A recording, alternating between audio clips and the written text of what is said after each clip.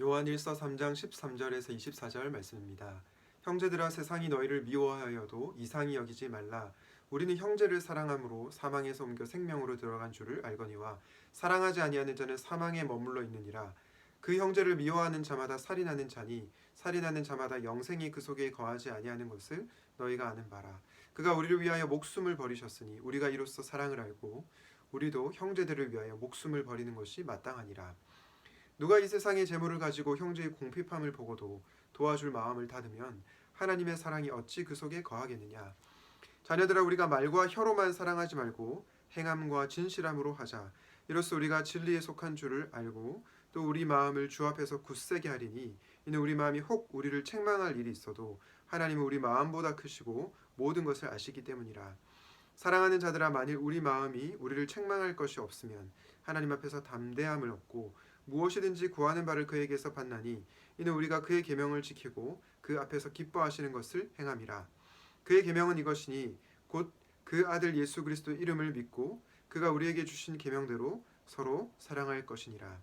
그의 계명을 지키는 자는 주 안에 거하고 주는 그의 안에 거하시나니 우리에게 주신 성령으로 말미암아 그가 우리 안에 거하시는 줄을 우리가 아느니라. 아멘. 오늘은 이것이 영원한 삶이라는 제목으로 말씀을 나누도록 하겠습니다. 오늘 말씀의 주제는 바로 영생입니다. 여러분, 영생하면 무엇이 떠오르나요? 아마 대부분의 사람들이 천국을 떠올릴 것입니다. 그리고 많은 그리스도인들이 영생하면 이 영생을 우리가 죽어서 가는 천국에서 누리게 되는 영원한 생명이라고 생각하는 경향들이 있습니다. 그러나 여러분, 성경이 말하는 영생의 정의가 무엇입니까? 요한복음 17장 3절은 이렇게 말합니다. 영생은 곧 하나님을 아는 것과 우리 주 예수 그리스도를 아는 것이나이다. 영생이 뭐라고요? 하나님과 예수 그리스도를 아는 것이라고 얘기합니다. 여러분, 성경이 말하는 알은 무엇을 의미합니까?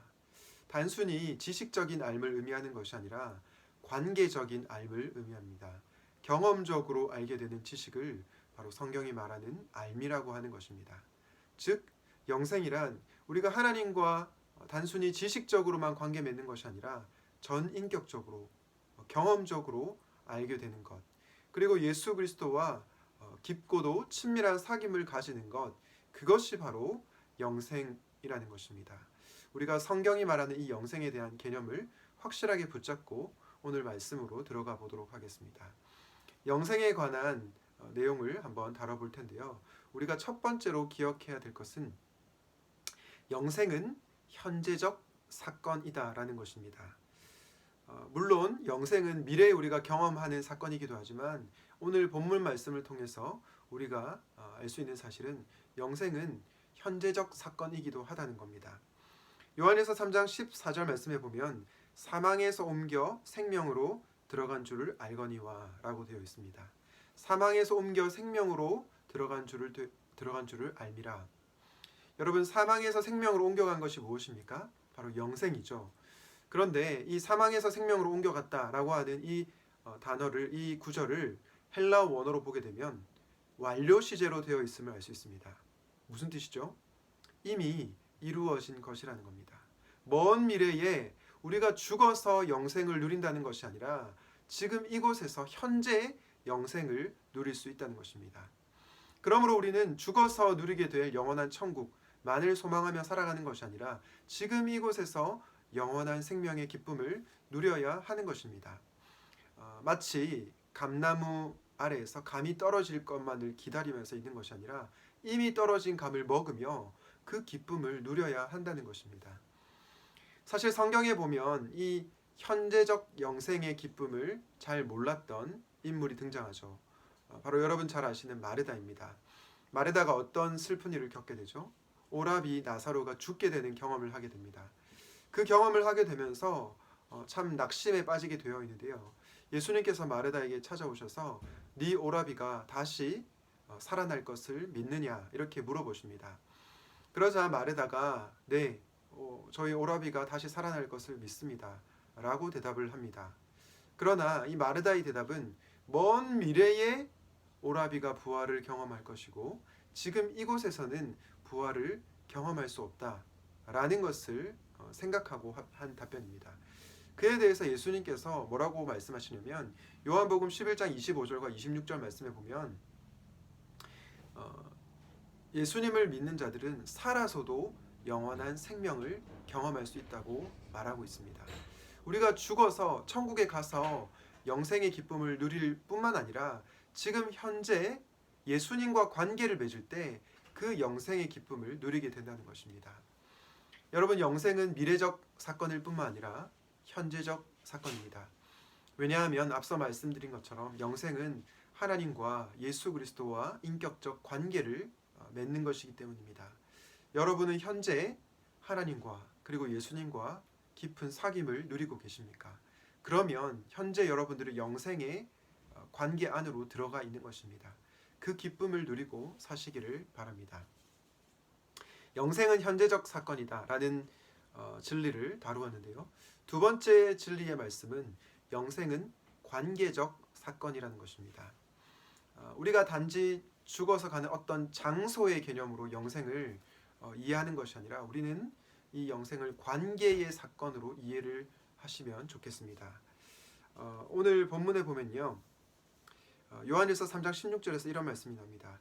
그가 우리를 위하여 목숨을 버리셨으니, 예수님께서 저와 여러분을 위해서 목숨을 버리셨다는 거죠. 그리고 나서 23절에 이렇게 얘기합니다. 그의 계명은 이것이니 곧 그 아들 예수 그리스도의 이름을 믿고. 여러분, 우리가 예수님을 믿는다고 할 때 우리는 무엇을 믿습니까? 예수 그리스도께서 저와 여러분의 죄를 위해서 죽으셨다는 것을, 그리고 부활하셨다는 것을 믿습니다. 한마디로 복음을 믿는 것이죠. 그런데 이것도, 이 믿음이라는 것도 굉장히 관계적인 맥락에서 이해를 하시는 것이 좋습니다. 예수님께서 예수천당, 불신지옥 이렇게 복음을 전하신 것이 아니고요. 그가 먼저 우리를 위해서 십자가에서 죽으셨습니다. 그리고 나서 너희가 이 사랑을 깨달으면 좋겠다. 이 사랑을 너희가 받아들이고 믿으면 좋겠다라고 말씀하시는 것입니다. 그렇기 때문에 우리는 이 예수님과의 관계, 믿음의 사건을 관계적인 맥락에서 살펴볼 필요가 있는 것입니다. 제가 요한일서 말씀을 많이 읽었는데 특별히 오늘 이 말씀을 묵상하는 가운데 20절 말씀이 조금 크게 와닿았습니다. 20절 말씀에 어떤 말씀이 나오냐면 이는 우리 마음이 혹 우리를 책망할 일이 있어도 하나님은 우리 마음보다 크시고 모든 것을 아시기 때문이라 라고 얘기합니다. 20절에 나오는 우리 마음이 혹 우리를 책망할 일이 있다. 여러분, 이게 무슨 의미일까요? 앞에 맥락을 보시면 사도 요한이 형제를 미워하는 것이 살인하는 것이고, 또한 궁핍한 형제가 있는데 그 궁핍한 형제를 물질적으로 도와주지 않는 것, 그것은 진정한 사랑이 아니다. 말과 혀로만 사랑하는 거다. 행함과 진실함이 있는 사랑이 아니다. 이런 내용이 나옵니다. 이런 맥락에서 20절 말씀을 이해하면 마음이 우리를 책망하는 것은 무엇이냐면 이런 겁니다. 내가 형제를 미워했구나. 미워함으로써 살인하는 죄를 범했구나. 또한 내 주변에 정말로 궁핍하고 어려운 지체들이 있는데, 또 이 땅에 정말로 가난하고 소외된 자들이 있는데 내가 그 영혼들을 돌보지 않았구나. 이 마음의 죄책감 그리고 책망이 찾아온다는 것입니다. 그럴 때 우리가 기억해야 될 것은 무엇입니까? 하나님께서 우리의 마음보다 크시다는 것입니다. 물론 우리가 고의적으로 형제를 계속 미워하고 또한 주변의 궁핍한 자들을 돌보지 않는 것을 즐거워한다면, 의도적으로 그렇게 한다면 우리는 회개해야 합니다. 그런데 우리가 형제를 미워하는 것에 대해서, 그리고 궁핍한 형제를 돌보지 않는 것에 대해서 마음에 찔림이 있고 사랑해야 하는데 내가 더 사랑하지 못해서 마음에 이 책망이 찾아올 때, 그때 기억해야 될 것이 바로 우리 하나님이라는 것입니다.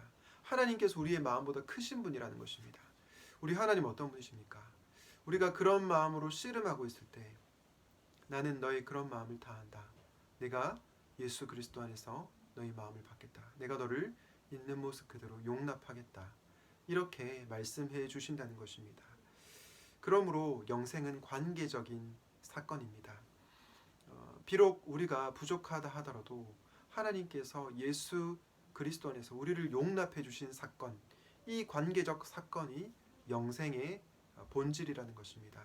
우리가 이것을 기억할 때 우리는 영생을 소유한 자답게 죄책감에 빠져 살아가는 것이 아니라 다시 한번 우리 하나님 사랑, 우리 주님의 사랑을 힘입어 또한 형제를 사랑하고 하나님을 사랑하게 될 것입니다. 영생은 현재적 사건이며 관계적 사건이다. 이 말씀을 전했는데요. 마지막으로 여러분들께 이 말씀을 전하고 싶습니다.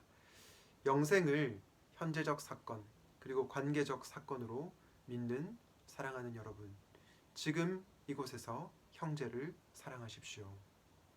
지금 이곳에서 형제를 사랑할 수 있기를 바랍니다.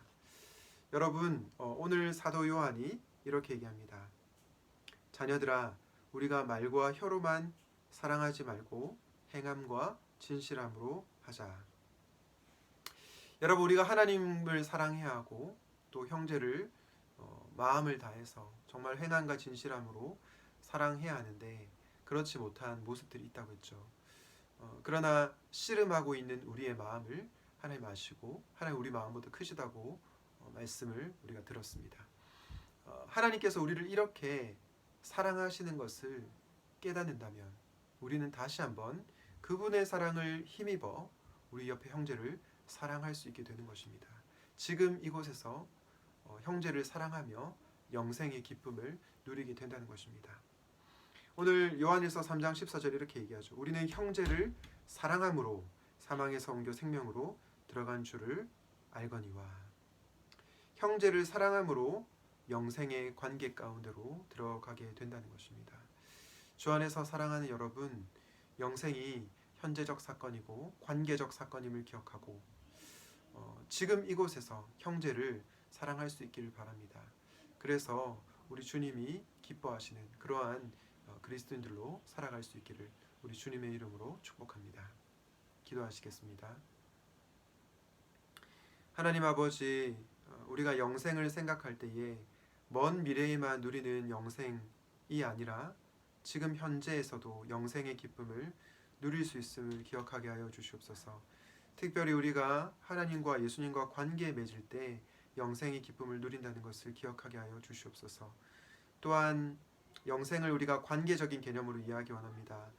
하나님께서 인격적으로 우리에게 다가오셨고 또한 예수 그리스도를 내어주셨는데 우리가 그 인격적인 관계 안에서 예수 그리스도를 믿고 그분을 사랑하는 그 관계적인 삶을 우리가 누릴 수 있기를 원합니다.